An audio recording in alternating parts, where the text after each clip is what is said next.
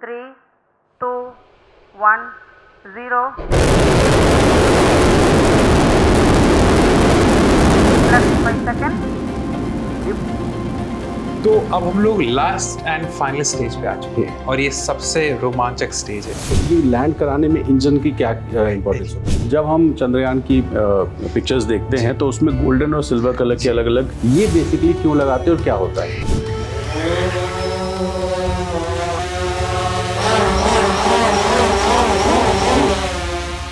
23 अगस्त शाम 6:04, ये वो तारीख और समय है जब भारत का चंद्रयान चंद्रमा पर पहुंचेगा, सॉफ्ट लैंडिंग करेगा और इतिहास रचेगा।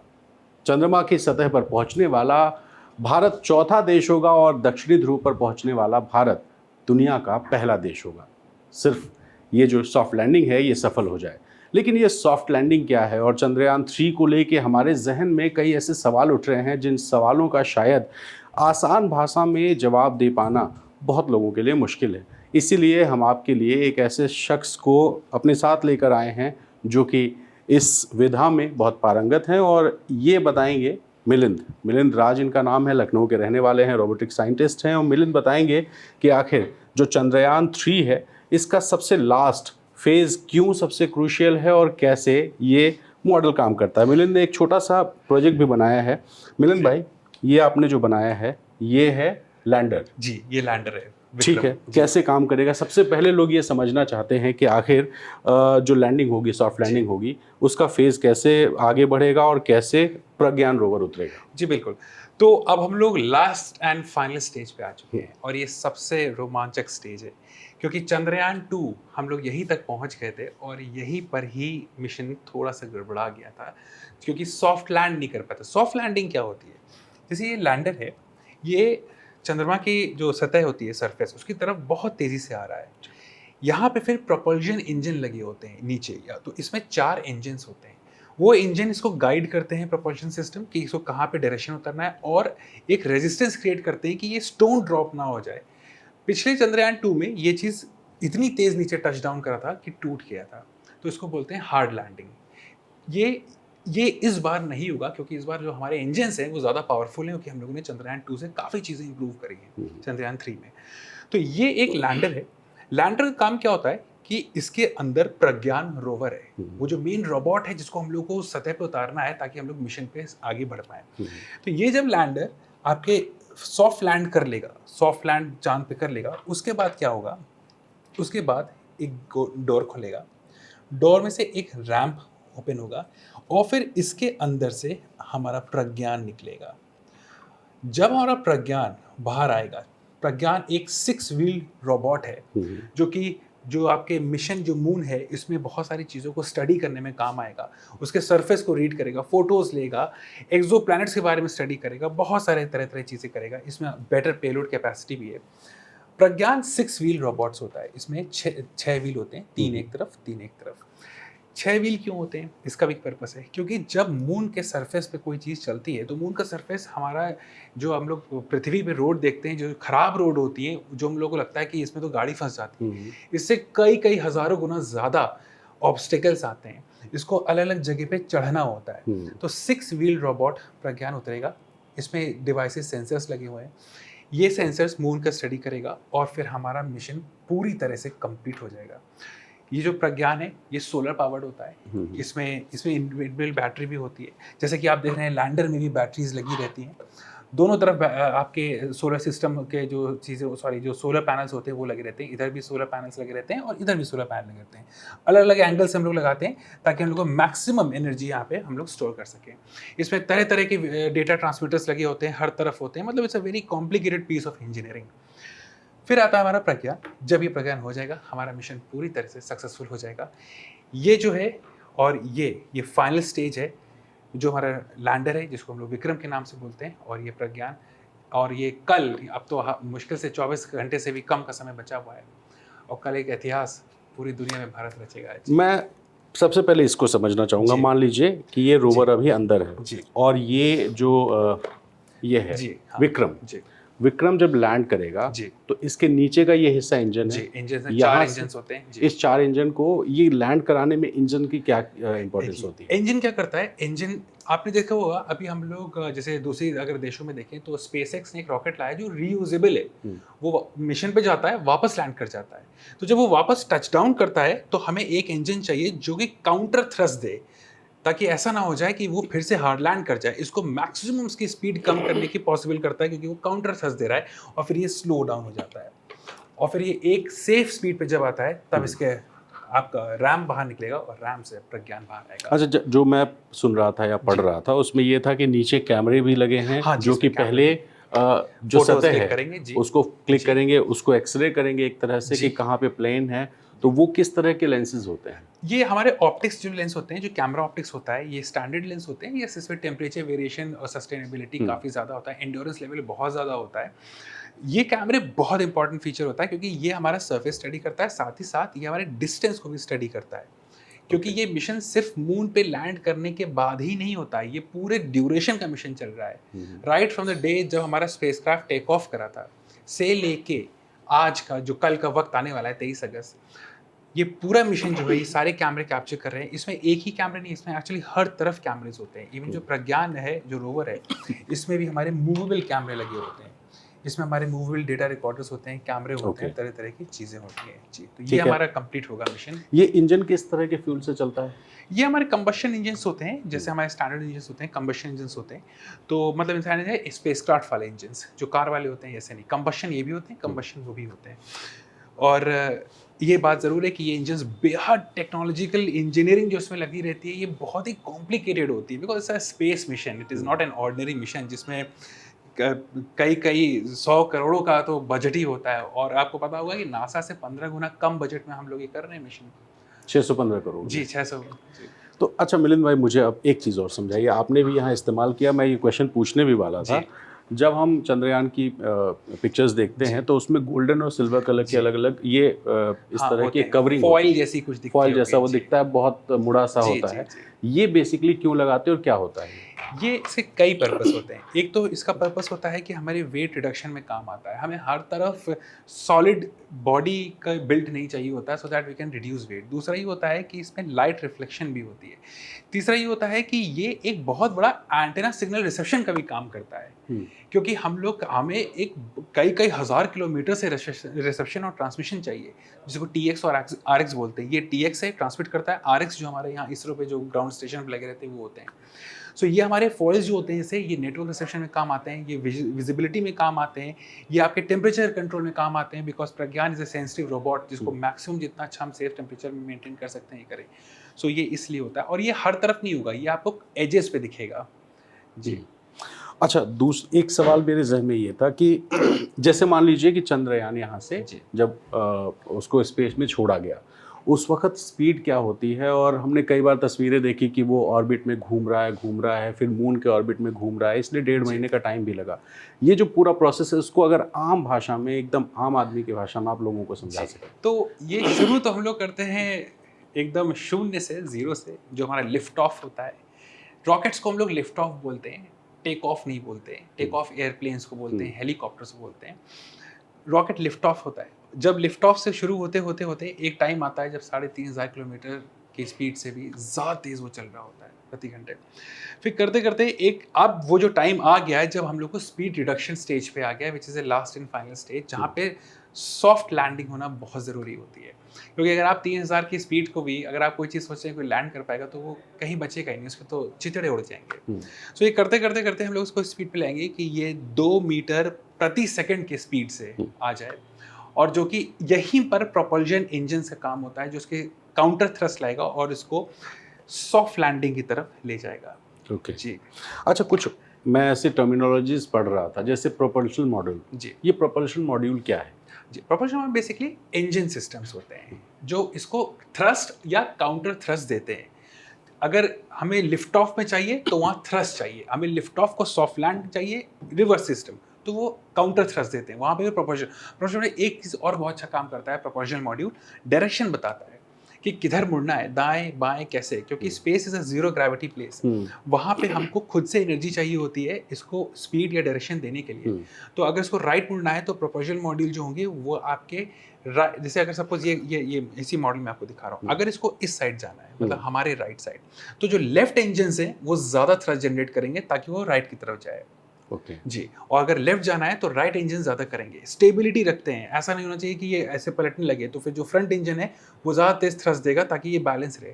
तो 90 डिग्री में इसको एक मेंटेन करने के लिए वो 4 इंजन अलग अलग टाइम में काम करते हैं, अलग अलग टाइम पे काम करते हैं, एक साथ भी काम करते हैं। आपने देखा होगा जैसे ड्रोन होता है, ड्रोन टेक्नोलॉजी, जैसे आपके पास तो बहुत ड्रोन है, कुछ एग्जांपल आप ड्रोन से देता हूँ जी, मैं एक, जैसे ये ड्रोन है, इस ड्रोन को अच्छा लेते हैं या बल्कि और बेटर ड्रोन लेते हैं हम लोग, इस पे आते हैं। ठीक जैसे ये ड्रोन है, इस ड्रोन में भी एक तरह का, इसमें से क्या कंबशन इंजन सिस्टम तो नहीं है, इसमें इलेक्ट्रिक इंजन है।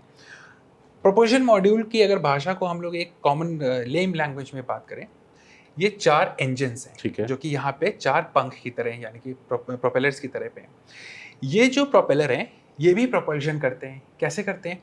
अगर ये ड्रोन को आगे की तरफ जाना है तो जो पीछे के 2 प्रोपेलर्स हैं ये एनर्जी ज़्यादा जनरेट करेंगे ताकि ये आगे जाए। अगर ये ड्रोन मान लेते हैं राइट साइड जा रहा है तो इधर टिल्ट हो रहा है और उसको रोकना है तो इधर थ्रस्ट वो ज़्यादा हवा फेंकेगा सो दैट ये सीधा हो जाए। और ये चारों एक बैलेंस में जब तब चलेंगे, अंदर एक सेंसर्स होते हैं जैसे जाइरोस्कोप हो गया, एक्सेलेरोमीटर हो गया, जो बैलेंस रहेगा। मैं आपको ये एक्चुअली करके भी दिखा सकता हूँ एक ड्रोन पे जी, मैं आपको प्रोपल्शन करके दिखाइए तो ज़्यादा करके भी दिखाता हूँ आपको। तो मिलिंद आप बता रहे हैं ड्रोन उड़ा करके कि अगर जो बैलेंस होता है इस लैंडर का, वो बैलेंस अगर बिगड़ रहा हो तो कैसे उसको बैलेंस करते हैं। अब मिलिंद एक ड्रोन से इसको समझाने की कोशिश करेंगे। एक बहुत ही सरल भाषा में समझाते हैं। अच्छा, पहली चीज़, प्रोपल्शन का मतलब भी ये होता है किसी चीज़ को पुश करना, चाहे वो फॉरवर्ड हो, बैकवर्ड हो, राइट हो, किसी भी डायरेक्शन में किसी चीज़ को पुश करने के प्रोसेस को हम लोग प्रोपल्शन बोलते हैं। फिर चाहे वो लैंडर में हमारे कंबशन इंजन्स लगे हों या इस ड्रोन में इलेक्ट्रिक मोटर्स लगे हों और ये प्रोपेलर हो। प्रोपेलर भी प्रोपल्शन लाता है, पुश करता है। वहाँ पे हमारे पास इंजन्स थे, यहाँ पे मोटर्स हैं। ये इस समय न्यूट्रल स्टेज पे, जीरो स्टेज पे। अब अगर इसको हम एक तरफ टिल्ट करेंगे तो आप देखेंगे, अगर इसको हम इधर टिल्ट करते हैं तो आप देखेंगे कि इस साइड वाले प्रोपेलर तेज स्पिन करेंगे, आवाज उधर बढ़ गई, आवाज भी तेज हो गई, इधर की तेज हो गई क्योंकि इनको ऊपर उठना है। अच्छा, अब इसको अगर हम लिफ्ट ऑफ लेते हैं, टेक ऑफ कर लेते हैं, थोड़ा शोर ज्यादा होगा, मेरे माइक में कोई बात रिसीव हो पाए। इसको हम टेक ऑफ करके आपको दिखाते हैं जमीन से और कैसे प्रोपल्शन इसमें काम करता है जी, देखिएगा।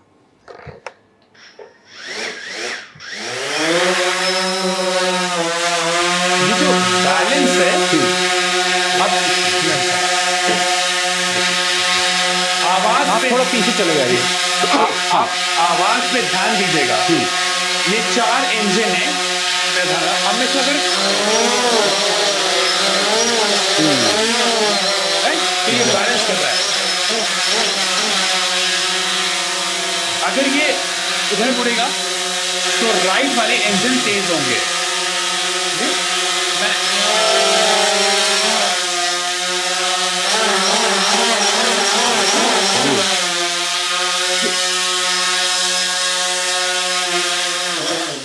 यानी कि जैसे ही इसका डायरेक्शन थोड़ा सा टिल्ट हो रहा है ये, तो आवाज बढ़ रही है और जिस तरफ टिल्ट हो रहा है उसका वही साइड के प्रोपेलर तेज स्पिन करते हैं। ओके, सेम चीज इसमें होती है, 4 इंजन इसमें होते हैं। इसमें क्या होता है कि डायरेक्शन जब अगर ये टिल्ट होने लगा तो इधर के इंजन तेज हो जाएंगे ताकि सीधा हो जाए। ठीक है। अगर ये आगे की तरफ टिल्ट होने लगा, आगे का इंजन तेज हो जाएगा ताकि वापस इस एंगल पे आ जाए। और इसके अंदर सिंस प्रज्ञान रहता है, रोवर है, तो इसका बैलेंस मेंटेन करना, इसकी ट्रैजेक्टरी मेंटेन करना बहुत जरूरी होता है ताकि ये सॉफ्ट लैंड कर सके। जैसे ये ड्रोन अभी सॉफ्ट लैंड करा था, यही ड्रोन अगर धड़ से गिर जाता तो ये हार्ड लैंडिंग होती या इम्पैक्ट लैंडिंग बोलते हैं इसको। अच्छा मिलिंद भाई, एक सवाल ये जी, ये तो मान लीजिए इंजन से चल रहा है, लेकिन जो प्रज्ञान रोवर है ये क्या पूरी तरह सोलर पैनल पे डिपेंडेंट होता है? जी, इसमें हमारे इनबिल्ट इंटीग्रेटेड बैटरीज होती हैं, उनको चार्ज करने के लिए सोलर पैनल्स होते हैं और फुली इलेक्ट्रिक मोटर्स होती हैं। और इसमें बहुत ही हाई लेवल की इंजीनियरिंग होती है क्योंकि उस जगह पे चलना ही इटसेल्फ आप सोच सकते हैं कि कितना चैलेंजिंग टास्क होता होगा। अच्छा, एक सवाल और, जो इसरो में बैठे साइंटिस्ट हैं वो इस सिग्नल को कैसे रिसीव करते हैं, वो क्या तरीका जी, होता है? तो ऐसा कि हमने पहले भी आपसे एक चीज़ अभी पाई थी कि TX-RX, transmitter system, receiver system. Transmitter system जो होते हैं वो हमारे लैंडर में भी हैं, जो विक्रम है, हमारे प्रज्ञान में भी हैं, क्योंकि ये फोटोज़ खींचेगा, क्लिक करेगा, देगा। ये वायरलेस कम्युनिकेशन स्टैब्लिश करते हैं, और ग्राउंड स्टेशन जो हमारा इसरो में है, वहाँ पे बड़े बड़े डिशेस जैसे एंटेने आपने देखे होंगे लगे होते हैं, जो कि इस सिग्नल को रिसीव करते हैं, जो यहाँ से TX की तरह ट्रांसमिट करता है।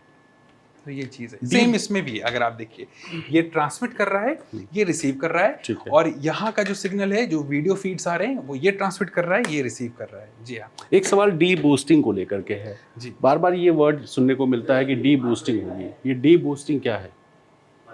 बूस्ट माने किसी चीज को पंप अप कर देना, मल्टीप्लाई कर देना। डी बूस्ट उसको रिड्यूस करना। तो जो हमने बताया था कि काउंटर थ्रस्ट, डी प्रोपल्जन को रिवर्स थ्रस्ट देने पे वो होता है डी बूस्ट करना। बूस्ट यानी कि इंक्रीज, डी माने उसको डिक्रीज करना, रिवर्स करना है। जी तो मिलिंद भाई, एक मेरे जहन में एक सवाल था। हाँ जी। मून पे ग्रेविटी ज़ीरो होती है, तो जब ग्रेविटी ही नहीं है और इसको लैंड करना है, तो इंजन पे कितना ज़्यादा इम्पैक्ट आता है, और उस टाइम क्या क्या एहतियात या क्या क्या इसमें जो है ना ध्यान रखने वाली बात होती है एक सॉफ्ट लैंडिंग के लिए?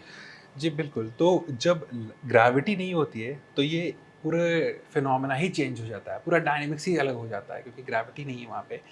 सॉफ्ट लैंडिंग में यहीं पे बात आती है प्रोपल्जन मॉड्यूल की या प्रोपल्जन सिस्टम की, जो कि क्योंकि अगर ग्रेविटी नहीं होती है और कोई चीज़ मान लीजिए, सपोज उदाहरण के तौर पे हमारे पास ये है और यहाँ ग्रेविटी नहीं है, इसको मैंने छोड़ दिया तो ये हवा में रहेगा।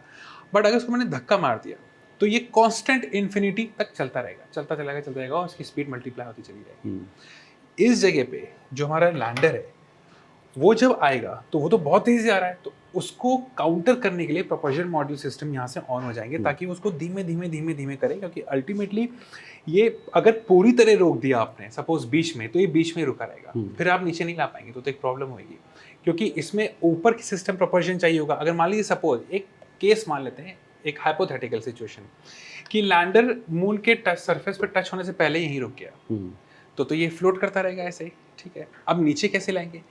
नीचे तब ला सकते हैं जब हमारे पास ऊपर भी एक इंजन हो जो ऊपर से थ्रस्ट शुरू करे, और तब ये नीचे लाए।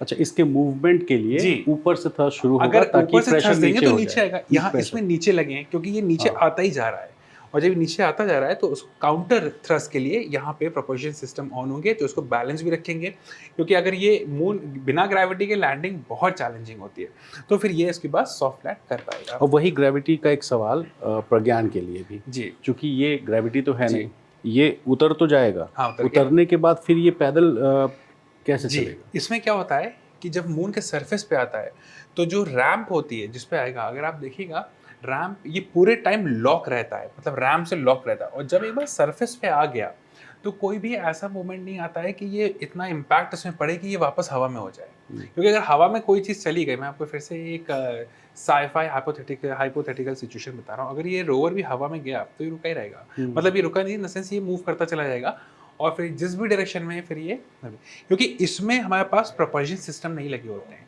ये मोटराइज्ड होता है। सो ये एक चैलेंजिंग चीज़ है, बट हम लोग रोवर अगर हमारा लैंडर उतर गया तो रोवर तो हमारा बाहर है। उतरने के बाद इस लैंडर का भी कोई काम नहीं होगा? सर, कोई नहीं, फिर ही तो गया। मतलब लैंड करा के प्रज्ञान को जैसे ही इसने बाहर उसके छोड़ बाद दिया, इसे अलविदा। ये फिर इससे कोई जी, वास्ता एकदम, नहीं। कोई और ये कितने दिन तक एक्टिव रहेगा? ये डिपेंड करता है कैसा मिशन चल रहा है। वैसे तो हमारे तो कई तो ऐसे रोवर्स हैं जो कई सालों तक रहते हैं, अच्छा। बट जैसा मिशन हो, किस तरह का है, कैसा कितना हम लोग आगे सिस्टम इसके सस्टेन कर पाते हैं, ये भी एक बहुत बड़ा सवाल होता है, बट काफ़ी लंबे समय तक तो रहता ही है, और देखते हैं। चलिए मिलिंद भाई, हम भी उम्मीद कर रहे हैं, आप भी उम्मीद कर रहे हैं कि ये जो तिरंगा यहाँ लगा हुआ है, ये तिरंगा चांद की सतह पर उस जगह पहुँचे, यानी कि साउथ पोल पर, जहाँ आज तक कोई नहीं पहुँचा है। पहला देश होगा। जैसे ही सॉफ्ट लैंडिंग हो जाएगी, हम पहले देश होंगे, क्योंकि रशिया का लूना भी फेल हो चुका है, और इंडिया ने अगर ये कर लिया तो ये बहुत बड़ा अचीवमेंट होगा। हम दुआएं भी कर रहे हैं और साइंस पर भरोसा भी। इस बीच में इंतज़ार है 6:04 का, जब चंद्रयान साउथ पोल पर चांद के उतरेगा, और उतरते ही एक इतिहास भी रच जाएगा, और इस विज्ञान के क्षेत्र में भारत एक कदम और आगे हो जाएगा। तो मैं मिलिंद को धन्यवाद देते हुए प्रशांत को भी थैंक यू कहूँगा, जो कैमरे के पीछे हैं, और आपको चंद्रयान से जुड़ी हर एक खबर ललन टॉप पे दिखाते रहेंगे। फिलहाल बने रहिए हमारे साथ और इंतज़ार कीजिए, दुआएं कीजिए, देखते रहिए चंद्रयान की लैंडिंग।